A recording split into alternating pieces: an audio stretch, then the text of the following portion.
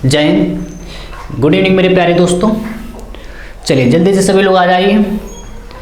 8:15 हो चुके हैं मेरे दोस्तों। आज से हम लोग जब भी फिजिक्स की क्लास में मिलेंगे वो 8:15 पर ही मिलेंगे। मैथ की क्लास 7:30 बजे और फिजिक्स की क्लास 8:15 पर रेगुलर होगी। तो चलिए जल्दी से सब लोग वीडियो को लाइक कर दीजिए, शेयर कर दीजिए। आज मैं आपके लिए बहुत ही धमाकेदार चीज़ बिल्कुल लेकर आया हूँ। आपके बोर्ड पेपर एग्जाम के लिए बहुत ही ज़्यादा इंपॉर्टेंट प्रूविंग लेकर आया हूँ। कहीं मत जाइए, आप वीडियो के अंत तक बने रहिए। निश्चित रूप से आज मैं आपको कह रहा हूँ 5 नंबर तो आपके कहीं नहीं गए।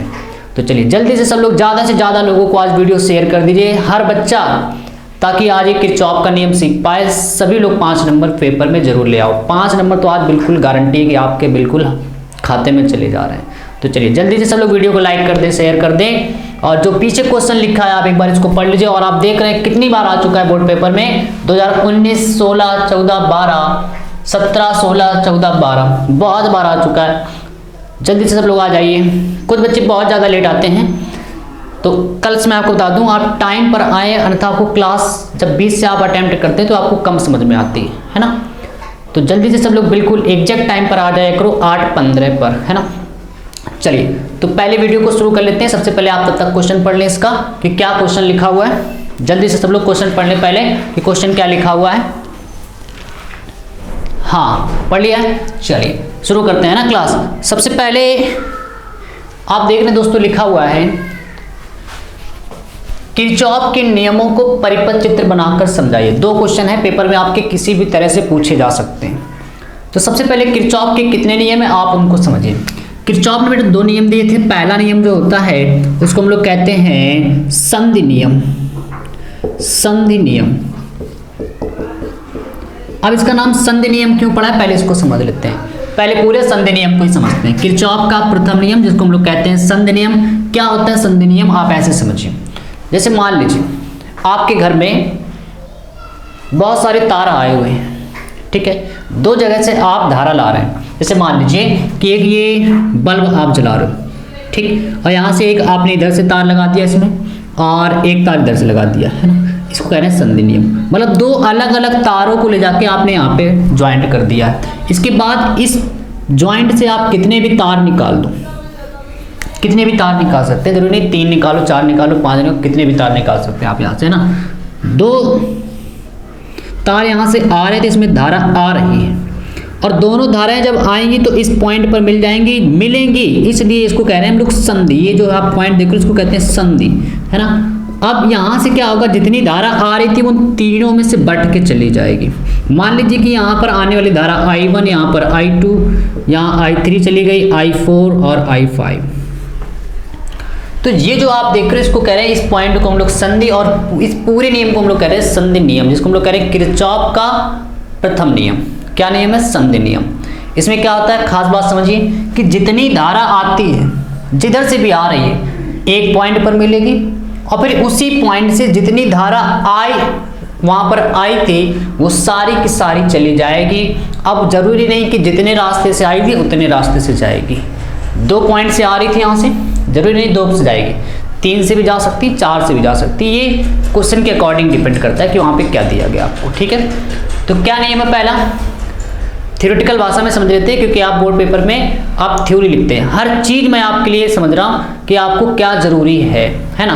क्या कि किसी संधि पर, इसको आप पढ़िए संधि, किसी संधि पर आने वाली, किसी संधि पर आने वाली और जाने वाली धाराओं का बीजगणितीय योग 0 होता है। बीजगणितीय शब्द से यहाँ पे तात्पर्य कि आप जो आ रही हैं वो आप पे उन धाराओं के आगे लगाएंगे प्लस, और जो धाराएं जा रही हैं उनके आगे लगाएंगे माइनस। मतलब क्या है इसको समझते हैं। बीजगणितीय योग यानी कि सिग्मा आई, धारा का बीजगणितीय योग 0 होता है। 0 क्यों होता है, 0 क्यों होता है, क्योंकि जो धारा आ रही थी उसके नाम के आगे हम लोग लगाएंगे प्लस I1, और ये भी आ रही थी संधि पर, देखो तो प्लस I2। इसके बाद दोनों यहाँ से आई और ये धारा संधि से दूर की तरफ जा रही है, जो जाएगी उसके आगे लगाएंगे माइनस। ए भी जा रही है I4 माइनस और ए भी जा रही है I5 माइनस। आने वाली और जाने वाली धाराओं का बीजगणित योग हमेशा कितना होगा, शून्य होगा। एक क्वेश्चन से इसको समझते हैं, जीरो होगा। कैसे जीरो होगा इसको समझते हैं। जैसे मान लीजिए एक एग्जांपल से मैंने आपको कहा कि यहाँ से आने वाली जो धारा है वो मान लीजिए 5 एम्पियर की है, और इस तार से जो धारा आ रही है वो मान लीजिए 7 एम्पियर की है। चलिए आप सभी लोग मुझे जल्दी से कमेंट करके बताओ कि जो संधि है इस पर कुल धारा कितनी हो गई है। यहाँ जो संधि आप देख रहे हो इस पे टोटल धारा इस समय कितनी है। जल्दी से सब लोग कमेंट करके बताओ कि संधि पर इस समय टोटल धारा कितनी है। जल्दी से सब लोग कमेंट करके बताएंगे कि संधि पर टोटल धारा इस समय कितनी है। हाँ बहुत बढ़िया, इतना तो बता ही सकते हो। 5 इधर से आ रही, 7 इधर से आ रही। जल्दी से सब लोग कमेंट करके बताओ, सभी लोग कमेंट करके बताओ, बहुत मजा आने वाला है। 5 नंबर बिल्कुल आज आपके खाते में। किरचॉफ का डर आज से आप निकल जाएगा। किरचॉफ से बहुत फिजिक्स में कठिन होता है, कुछ नहीं कठिन होता है। कल हम लोग इसके क्वेश्चन भी लगाएंगे किरचॉफ के। टोटल कितनी धारा आई है, बिल्कुल सभी का सही जवाब 12 एम्पियर हो चुकी है। अब मैंने कह दिया आपसे यहाँ पर जो धारा गई है वो मान लो 4 एम्पियर की है, यहाँ पर जो धारा गई है वो 5 एम्पियर की है। चलिए जल्दी से सब लोग कमेंट करके बताओगे कि जो इस तार से जो धारा जा रही है उसका मान क्या है, उसका मान क्या है। जल्दी से सब लोग कमेंट करके बताओ, फिर मैं बताता हूँ कि क्या है। हाँ इस तार से कितनी धारा जा रही, अलर्ट होके बैठो। बिल्कुल आज एक एक चीज समझना है आपको, है ना, हर चीज समझ में आएगी। 5 नंबर में बता रहा हूँ, बिल्कुल गारंटी। चाहे जो भी नया बच्चा जुड़ा है आप वीडियो के अंत तक बने रहिए, विश्वास मैं आपको गारंटी दे रहा हूँ कि आज किरचॉफ आप सीख कर ही जाओगे। हाँ टोटल कितनी आई थी, 12। बिल्कुल बहुत बढ़िया, काफी लोगों का जवाब सही है। 7 5 12, 4 चली गई तो 12 में 4 चली गई, कितनी बची 8। 5 और चली गई, कितनी बच रही 3। यानी यहां से बताए कितनी जा रही, 3 एम्पियर की धारा जा रही, क्योंकि जितनी आई है उतनी ही धारा चली जाएगी, कुछ भी अपने पास नहीं रखेगी। टोटल 5 आ रही, यहाँ 7 आई, टोटल कितनी हो गई 12 हो गई। अब 12 में यहाँ चली गई 4, यहाँ चली गई 5, 5 4 9 चली गई, कितनी बच रही 12 में 9 जा चुकी, 3 बच रही। यानी इससे पता है कितनी धारा जा रही, 3 एम्पियर की धारा जा रही है ना, 3 एम्पियर की धारा जा रही। चलिए तो आपको पहला नियम समझ में आ गया होगा कि किसी संधि पर आने वाली और जाने वाली धाराओं का बीजगणित योग, इसको सिग्मा को पढ़िए, बीजगणित योग हमेशा कितना होता है, 0 होता है। जल्दी से इसका स्क्रीनशॉट ले लो, दूसरे नियम की तरफ बढ़ते हैं। चलिए दूसरा नियम देखते हैं किरचॉफ का क्या है। दूसरा नियम मेरे दोस्त थोड़ा सा बस कठिन है, लेकिन जब तक मैं आपको बता रहा हूं बिल्कुल भी कठिन नहीं लगेगा। क्या है दूसरा नियम, ध्यान से देखो। जैसे मान लीजिए कि एक ये बंद संधि है,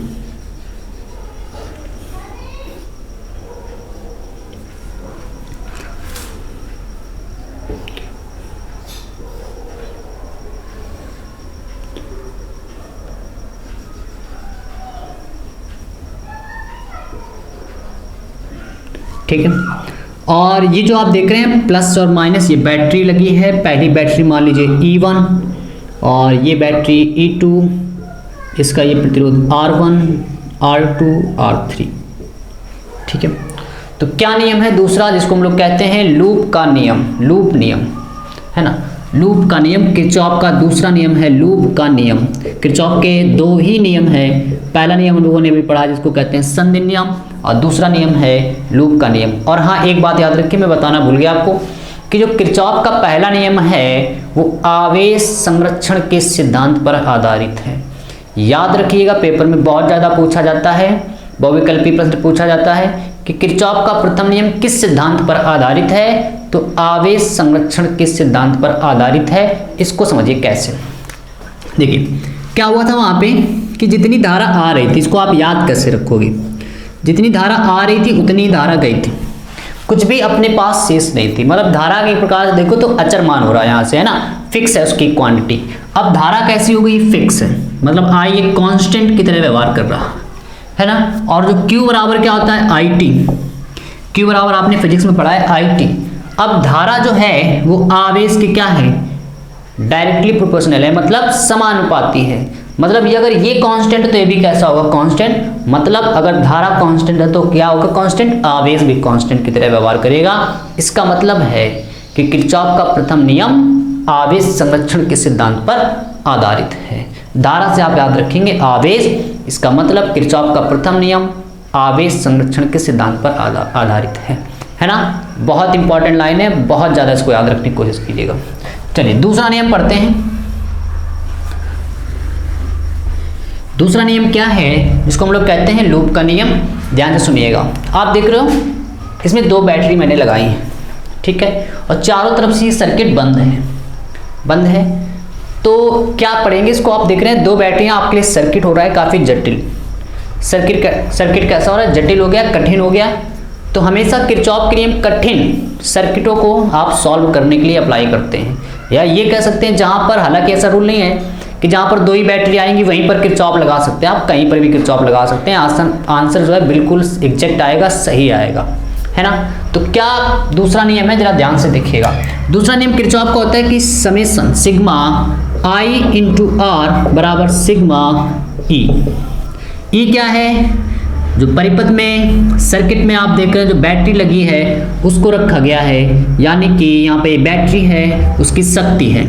आई क्या है, धारा। आर क्या है, प्रतिरोध। और ये प्रतिरोध मेरे दोस्त वही वाला प्रतिरोध है, ये प्रतिरोध वही प्रतिरोध है जिसमें वही धारा बह रही, मतलब जिसकी धारा उसी का प्रतिरोध। जैसे हमने कहा यहाँ पे मान लीजिए पहली बैटरी थी, यहाँ से I1 धारा चली, बैटरी के प्लस वाले चार्ज से ही हमेशा धारा निकलेगी, है ना। तो यहाँ से कौन सी धारा निकली, I1 धारा निकली, और इस बैटरी से मान लीजिए I2 धारा निकली, ठीक है। अब वो I1 धारा चलते चलते यहाँ पर आएगी, अब वो ऊपर नहीं जाएगी, क्योंकि जिस बैटरी से जो धारा निकलेगी वो उसी में ही वापस आएगी। आपको इतना याद रखना है। ध्यान से सुनिए मैं क्या कह रहा हूँ कि जिस बैटरी से जो धारा निकलेगी वो वापस उसी में जाएगी, ठीक है। तो यहाँ से I1 निकली तो ऊपर नहीं जाएगी, ये I1 यहाँ पे मुड़ गई, I2 ऊपर से आएगी, वो यहाँ से चलते चलते यहाँ पर आएगी, सामने चली। यानी यहाँ पे हम कह सकते हैं कि इस लाइन पे R3 में जो धारा जा रही है वो I1 प्लस I2 है। I1 प्लस I2 चलते चलते यहाँ पर आएंगे, फिर से इसको 2 रास्ते मिलेंगे, एक रास्ता ऊपर जाने का है, एक रास्ता नीचे जाने का है। कौन सी धारा यहाँ पर आ चुकी है, I1 प्लस I2। तो ऊपर जो जाएगी, जल्दी से सब लोग कमेंट करके बताएंगे कि ऊपर कौन सी धारा जाएगी, 2 या 1। आंसर लिखो 2 या 1 में। 2 लिखोगे मतलब ऊपर 2 वाली जाएगी, 1 लिखोगे मतलब नीचे 1 वाली जाएगी। तो कौन सी धारा ऊपर जाएगी, सभी लोग कमेंट करके बताएंगे कौन सी धारा ऊपर जाएगी इसमें। जल्दी सब लोग कमेंट बताओ, 2 या 1, ऊपर कौन सी जाएगी। हाँ बहुत बढ़िया, हाँ सभी लोग आंसर दो यार, ऐसे मज़ा नहीं आएगा, सभी लोग आंसर दो। बहुत बढ़िया, बहुत सुंदर। हाँ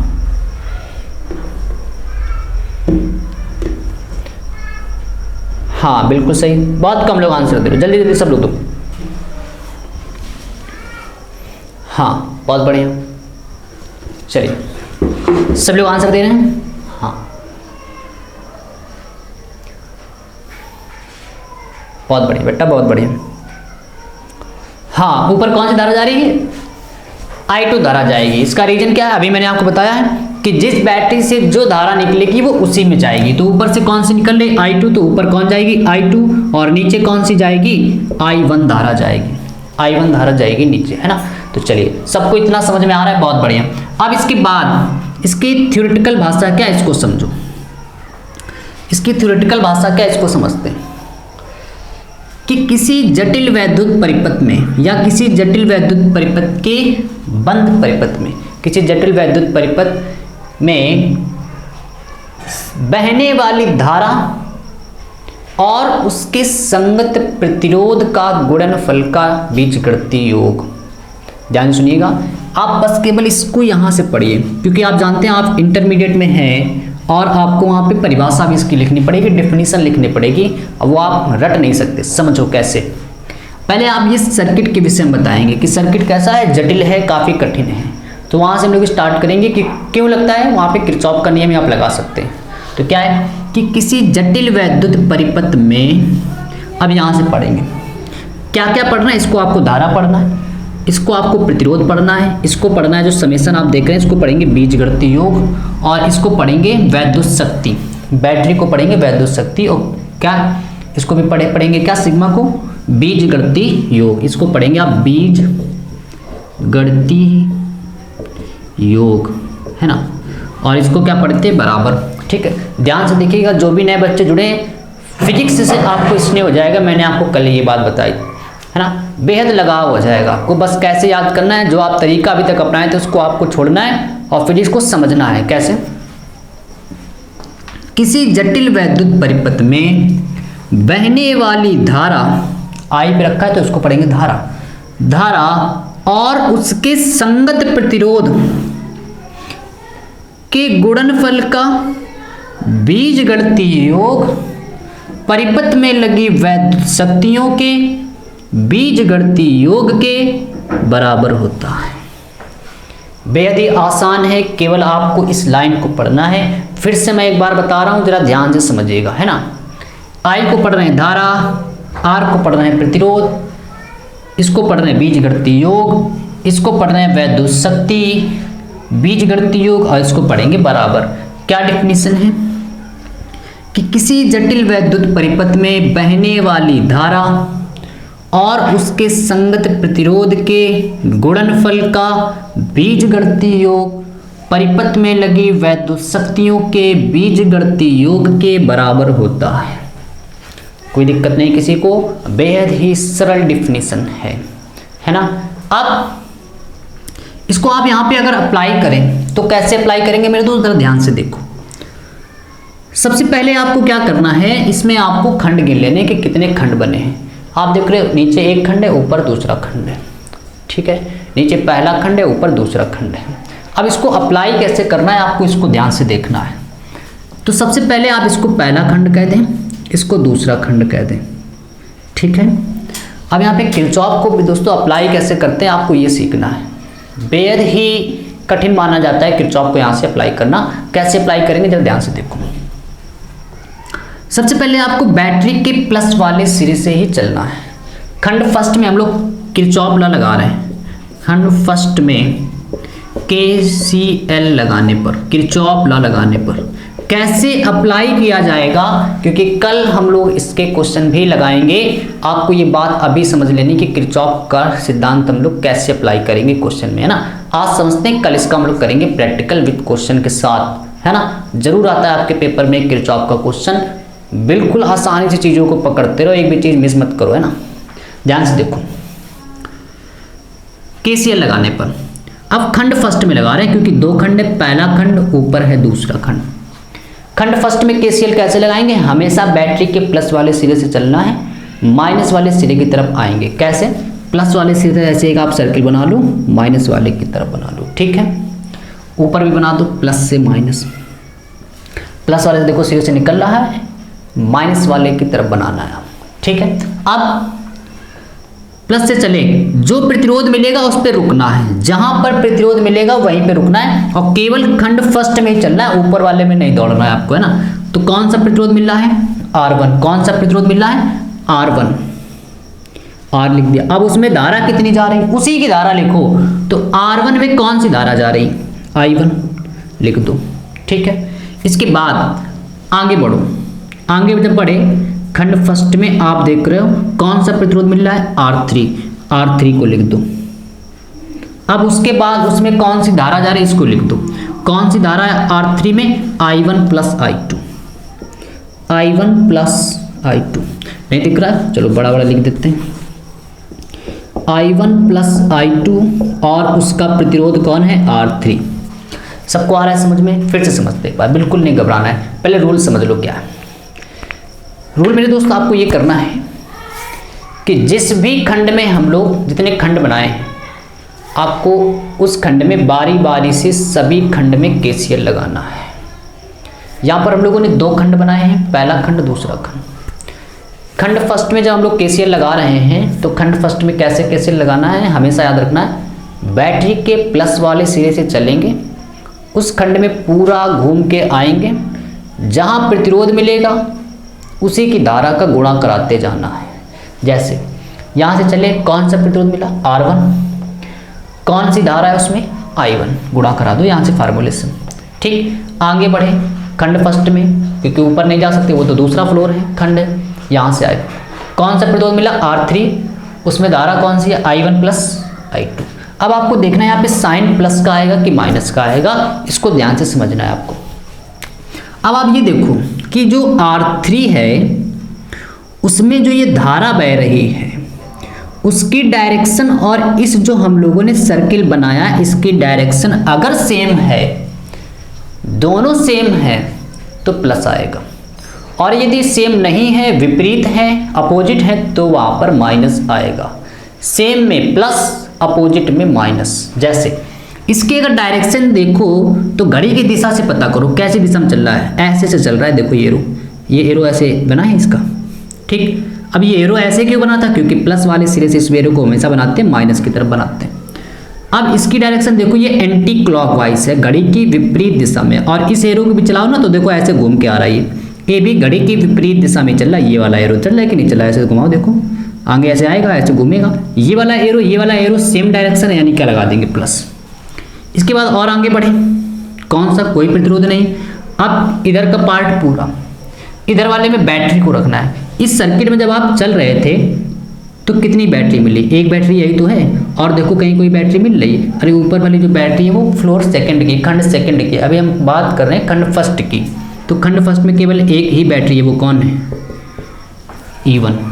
और ये बात समझ में चलिए। इसके बाद खंड सेकंड में लगाते हैं KCL। आप इसको पहले अप्लाई करना सीख जाओ, खंड सेकंड में KCL लगाने पर। पहली बार आप थोड़ा इसको देख रहे हैं तो हो सकता है आपको कठिन लग रहा हो, लेकिन अभी बिल्कुल आसान लगेगा। इसको मन से समझते हैं एक बार फिर से, है ना। देखो ये बैटरी का प्लस का सिरा खंड सेकंड में, हाँ यहाँ से ये बैटरी का देखो बड़ा वाला जो सिरा है ना उसको प्लस का कहा करो, जो छोटा वाला सिरा उसको माइनस कहा करो। हर एक पॉइंट को समझो, जैसे भी याद कर पाओ बस याद कर लो उसको, है ना, ट्रिक से। प्लस वाले सिरे से चले, कौन सा प्रतिरोध मिल रहा है, R2 लिख दो। आप इसको कैसे याद रखोगे, फार्मूला रखो, R लिखना है, उसकी धारा लिखनी है, तो R2 प्रतिरोध। अब बताओ उसमें धारा कौन सी जा रही है, I2 लिख दो, ठीक। इसके बाद आगे बढ़ो, कौन सा प्रतिरोध मिला है, R3 लिख दो, ठीक। अब उसमें देखो उसकी धारा कौन है, उसमें धारा कौन सी जा रही है, I1 प्लस I2, तो उसमें धारा लिख दो I1 प्लस I2। इसके बाद अब प्लस का साइन कि माइनस का साइन, साइन हमेशा आपको ये देखना है कि जो आपने प्रतिरोध लिया है उसकी धारा का और जो सर्किल बना है उसकी डायरेक्शन अगर सेम है तो प्लस, सेम नहीं है तो माइनस। जैसे इसकी डायरेक्शन अगर आप देखो, और सेकंड फ्लोर में चलाना है, फर्स्ट में नहीं, तो सेकंड में ये कैसे जाएगा, ये देखो एरो ऐसे जाके आगे बढ़ेगा, ऐसे बढ़ेगा, फिर घूमकर ऐसे आएगा, यानी ये किस दिशा के अनुसार चल रहा है, घड़ी की दिशा में चल रहा है, ऐसे चल रहा है। देखो ये ऐसे आएगा, फिर ऐसे बढ़ेगा, ऊपर जाएगा, फिर ऐसे, यानी कि ये घड़ी की दिशा, घड़ी ऐसे तो चलती है, और इस एरो की दिशा देखो, ये भी तो घड़ी की दिशा में ऐसे घूमेगा, फिर ऐसे घूम के वापस आएगा, क्योंकि ये ऐसे जा रहा है। सेम है, यानी कि क्या लगा देंगे, प्लस। अब जैसे आप पूरा सर्किट कंप्लीट कर लेते हैं, इसमें और कोई दूसरा प्रतिरोध नहीं मिल रहा है। अब इसके बाद बराबर में, इक्वल में हमेशा बैटरी रखते हैं। कितनी बैटरी मिली, यहाँ से चले, केवल एक ही बैटरी, वो कौन सी है, E2। ये है मेरे दोस्त किरचॉफ को अप्लाई करने का तरीका। काफ़ी कठिन माना जाता है, लेकिन यकीन मान के चलिए आप 1 से 2 बार लगाओगे तो आपको बिल्कुल आसान लगेगा, है ना। एक बार फिर से समझाता हूँ क्या, हाँ जल्दी से आप लोग कमेंट करके बताओ, क्या एक बार इसको फिर से बता दिया जाए। चलो एक बार अच्छा और देख लेते हैं ना, चलो फिर से इसको देख लेते हैं।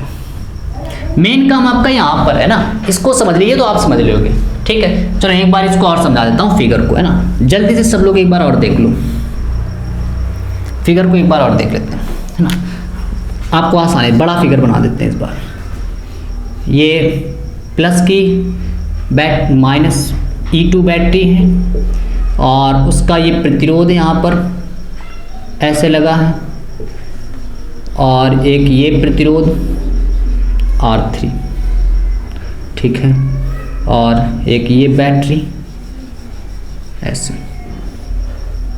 ठीक। अब आपको क्या करना है, ये मान लो मैंने R1 लिख दिया, ये E1 बैटरी है, ठीक है। और ये R3 है, ये R2। ठीक है, सबसे पहले आपको मेरे दोस्त देखना था इसमें, सबसे पहले आपको ये देखना है इसमें कि इससे I1 है तो इससे धारा निकलेगी। कौन सी धारा निकली है? I1 धारा निकली। ठीक है, अब वो I1 धारा ऐसे ट्रेवल करते तैलते तैलते यहाँ पर आ जाएगी ये I1। ठीक, और यहाँ से ऊपर से कौन सी धारा आ रही है? I2। यहाँ से आते आते वो भी यहाँ चली जाएगी, यानी यहाँ पर कुल मिला के दोनों धाराएं जुड़ रही हैं, यानी I1 प्लस I2। जैसे यहाँ पर आ गई I1 प्लस I2, अब I2 और दो रास्ते मिल रहे हैं तो ऊपर से कौन सी जाएगी? I2 चली जाएगी, नीचे कौन सी चली जाएगी? I1 चली जाएगी। इसके बाद अब आपको क्या करना है? एरो बनाना है। एरो कैसे बनाना है? बैटरी के प्लस वाले सिरे से घूमेगा एरो और माइनस की तरफ घुमाना है आपको। तो प्लस से घुमाएंगे, माइनस की तरफ ऐसे घुमा दो। इसमें भी प्लस से घुमा दो, माइनस की तरफ घुमा दो, यूं। ठीक, इसके बाद अब किरचॉफ का नियम लगाओ। देखो कैसे, खंड पहले बात करते हैं। चलो सेकंड का समझ लो, आराम से समझ जाओगे। सेकंड में समझो, सेकंड में बैटरी के प्लस वाले सिरे से चलना है, माइनस की तरफ चलना है। प्लस का सिरा ये है, कौन सा प्रतिरोध मिला? R2। कौन सा प्रतिरोध मिला? R2। धारा कौन सी जा रही है उसमें? I2। ठीक, आपको इसको बैटरी के पास वाले सिरे को कभी नहीं सोचना है, वो तो हमेशा प्लस का ही निकलेगा। इसके बाद सेकंड में जब आ रहा है, यहाँ से कौन सा प्रतिरोध मिल रहा है? R3 मिल रहा है। कौन सी धारा जा रही है उसमें? अच्छा, आगे दिख नहीं रहा, चलो इधर लिख देता हूँ। ठीक है, इधर लिख देता हूँ, ध्यान सुनिएगा। खंड सेकंड में हम लोग लगा रहे हैं, खंड सेकंड में KCL। तो सबसे पहले क्या है? कौन सा प्रतिरोध मिल रहा है? R2। धारा कौन सी जा रही है? I2। आगे बढ़ो, इसमें कौन सा प्रतिरोध मिल रहा है? R3। और उसमें धारा कौन सी जा रही है? I1 plus I2। ठीक है, अब आपको देखना है ये वाला प्लस का चलेगा कि माइनस का चलेगा। बस आपको कुछ नहीं करना, इसके धारा की दिशा और इसकी दिशा देखो सेम है कि नहीं। अब इसको घुमाओ जरा, और सेकंड में घुमा के देखो, ये ऐसे तो घूमेगा, घड़ी की दिशा में चल रहा है। और इस एरो को देखो, ये भी तो ऐसे ऐसे घूम रहा है घड़ी की दिशा में, दोनों सेम है, यानी प्लस लगा दो। और कोई दूसरा प्रतिरोध अब नहीं मिल रहा इसमें, और कोई प्रतिरोध नहीं, बैटरी लिख दो सीधे E2। ठीक है, तो उम्मीद कर रहा हूँ कि आप सभी लोगों को समझ में आ गया होगा। जल्दी से सब लोग थंब बना दो। क्या सबको आ गया समझ में? हाँ, और कल हम लोग इसके क्वेश्चन भी लगाएंगे। आपको मैं बहुत बढ़िया बढ़िया क्वेश्चन लगवाऊंगा यहाँ से किरचॉफ के। और एक बात और याद रखो मेरे दोस्त, किरचॉफ का जो दूसरा नियम है वो ऊर्जा संरक्षण के सिद्धांत पर आधारित है। ऊर्जा संरक्षण के सिद्धांत पर आधारित है। सब लोग लिख लो कि किरचॉफ का दूसरा नियम ऊर्जा संरक्षण के सिद्धांत पर आधारित है। हाँ, तो चलिए आज के इतना ही रखते हैं। कल हम लोग इसके किरचॉफ के न्यूमेरिकल लेकर आएंगे और सभी लोग टाइम पर आएंगे। कल से 8:15 बजे से ही फिजिक्स की क्लास कल से चालू होगी। मैथ की क्लास आपकी 7:30 बजे चालू होगी। जो भी नए बच्चे जुड़े थे आज, आप यकीनन आप समझे होंगे। कम समझ आया, अभी वीडियो समाप्त होगा, आप उसको इत्मीनान से एक बार फिर देखिएगा, कॉपी में लगाइएगा, जरूर आप समझ जाओगे। कल हम लोग इसको फिर से अप्लाई करेंगे, है ना। तो चलिए आज के लिए इतना ही रखते हैं, कल फिर मिलते हैं। जय हिंद।